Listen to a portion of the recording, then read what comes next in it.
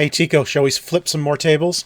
Let's flip as many tables as we can until they kick us out of this restaurant. Oh, wait, we're not in a restaurant. If only we were in a restaurant. So today's flipping tables, we're going to talk about Fire Tower, which I think is a really fun board game with a kind of a funny theme. Okay, so It is an interesting theme, and we will have some, when we discuss theme, I have some stuff to say about this. Well, Fire Tower is basically you are one of up to four players who are Two to four. 2 to 4 players who are fire marshals, or it's like you're manning a fire ranger. Thank you. You're manning a fire tower, and there's a fire in the forest, and it's coming towards you, and it's your job to stop the fire from burning your tower, but push it to the other guy's towers.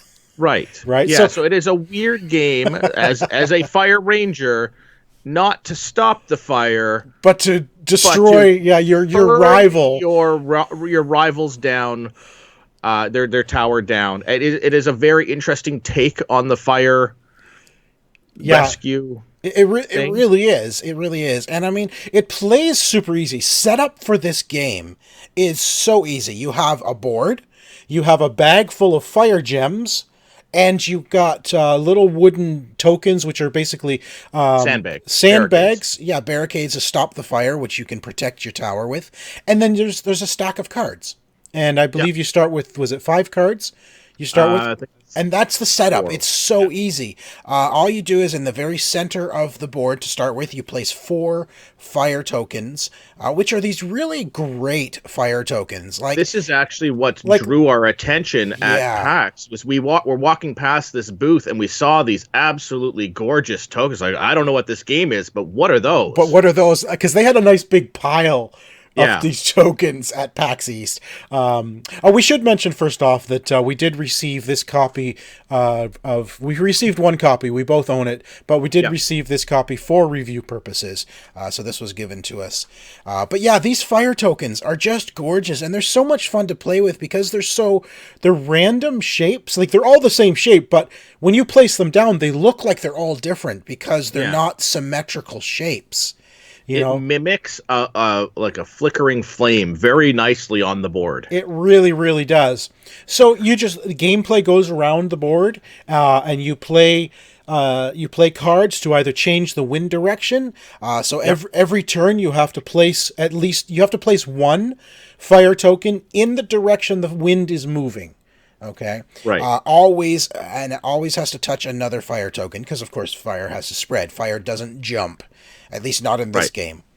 And the object really is to direct the fire to your opponents to take out their tower. And it's a very, very simple game to jump into. It's a very simple game to understand, but a lot of fun to play.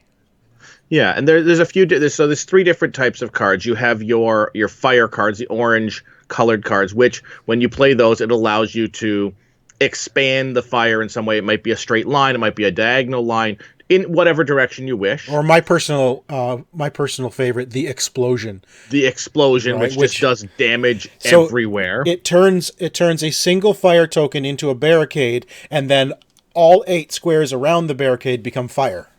Yeah. It just does tons of damage. You then have your blue cards, which are your water drop cards. So it's basically you've got your plane flying over, and you're taking out some of the existing fire that's there. Yeah. And then you have your barricade tokens, which allow you to place barricade tokens in strategic spots in order to sort of be able to block the flames' progress. You cannot place 2 of them beside each other. They can be on a diagonal, but you cannot. There's certain groups of them. There's certain areas where you cannot place them in order. There still has to be a path. You can't completely just encase yourself and go, well, I'm never going to get touched now. Yeah, exactly. Each player also gets a water bucket. The water bucket is a card that you have. Well, good timing there. You just played your water bucket. I just played it. They have so if the fire ever touches your fire tower, you can use your water bucket as a one-time thing to wipe out any fire that's in your tower. Yes. It is sort of like a last resort, and you sort of need it at times. I tend to find that this is a game that is very easy for people to team up.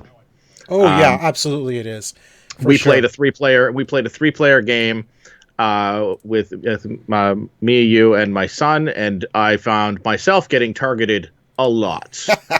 I wonder why. Which is fine. It's still fun. I mean, you can team up and you're pushing the fire, and it works sometimes. Like, hey, listen, I don't want the fire coming towards me, so I'm going to go with that plan to go after that other guy. Now, here's one thing I love about this game, because so this is a competitive game, but it also adds a component from my favorite game, which is Pandemic, and that's if you're familiar with Pandemic, it's the oh my gosh, my mind's just gone blank. Epidemic. Is it the Epidemic? Where, it basically it intensifies everything. And this is the Firestorm card, which could come up. As soon as you draw the Firestorm, you have to actually roll the wind direction die, which is cool. Yep. So you roll the die and you find out which new direction the wind is going, and you have to place a fire token on that direction on every fire token on the board. Yeah, so to the east of every available fire token, a new one gets placed, and that the board goes from like a tiny amount of fire to a lot of fire real fast. Yeah, absolutely. It is a fun game, and I love that sort of when the firestorm comes up, it's like it's anyone's game. Really, you know what I mean? One thing I really like about the setup too. So we played a 3-player game. So there's 4 corners, so it's a 4-player game normally.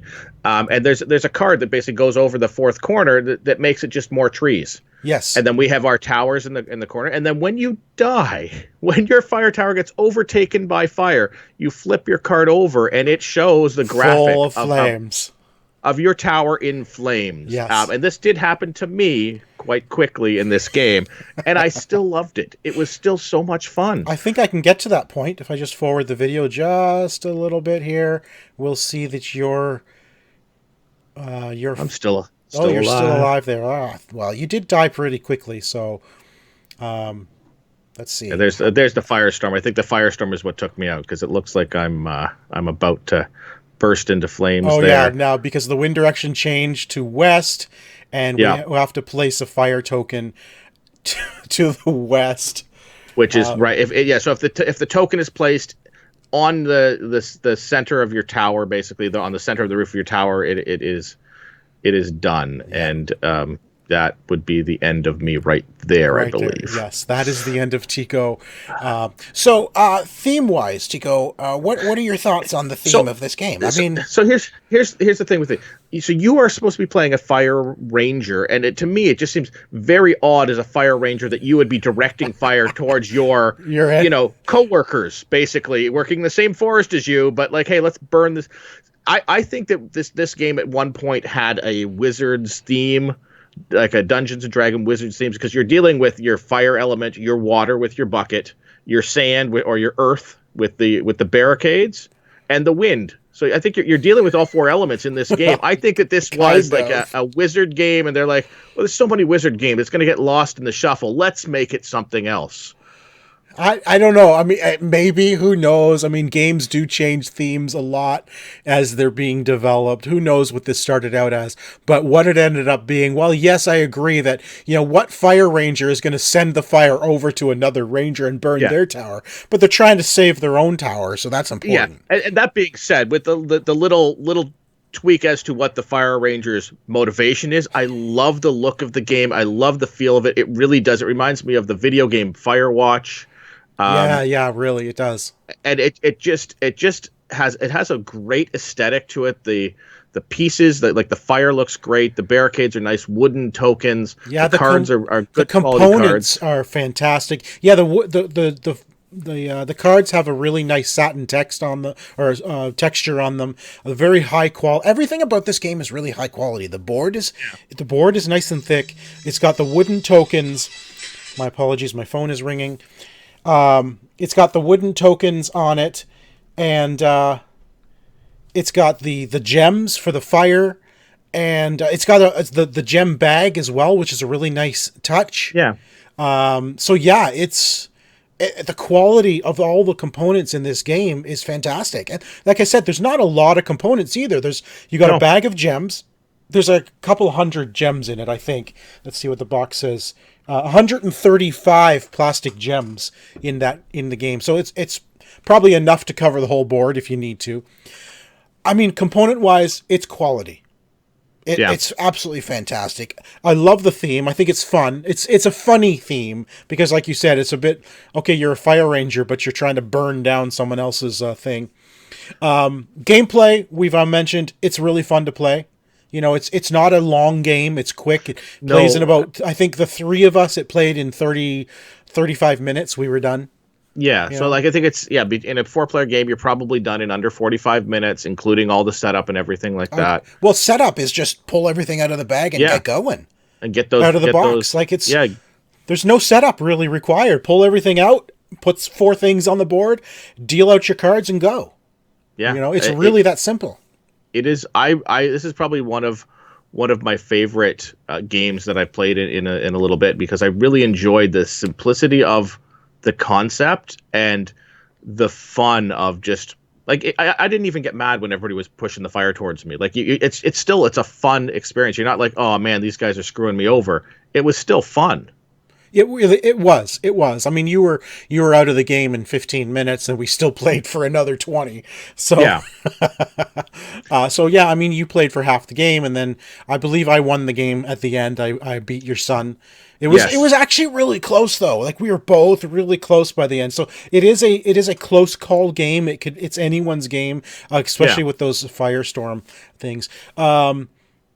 Price-wise, the game is actually pretty reasonable. In the U.S., it's $49 with free shipping in the U.S., and that's available from their site. Directly from their site, which is runawayparade.com.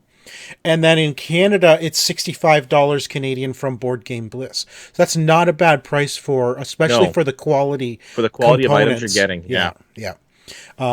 So that's Fire Tower. Any last thoughts, Tycko? No, just this is one that people may sleep on, and I think that they should absolutely give this one a try. Absolutely. I totally agree. Fire Tower is something you need in your collection. When we were fortunate enough to actually meet the developers at PAX East, and it was we spoke with Gwen a lot actually. Gwen Well, they were just off their Kickstarter. They were just fulfilling all their Kickstarter stuff when we met them, and it's fantastic. So definitely check out Fire Tower. You will not be disappointed. Thanks, everybody, for joining us for this episode of Flipping Tables with Fire Tower.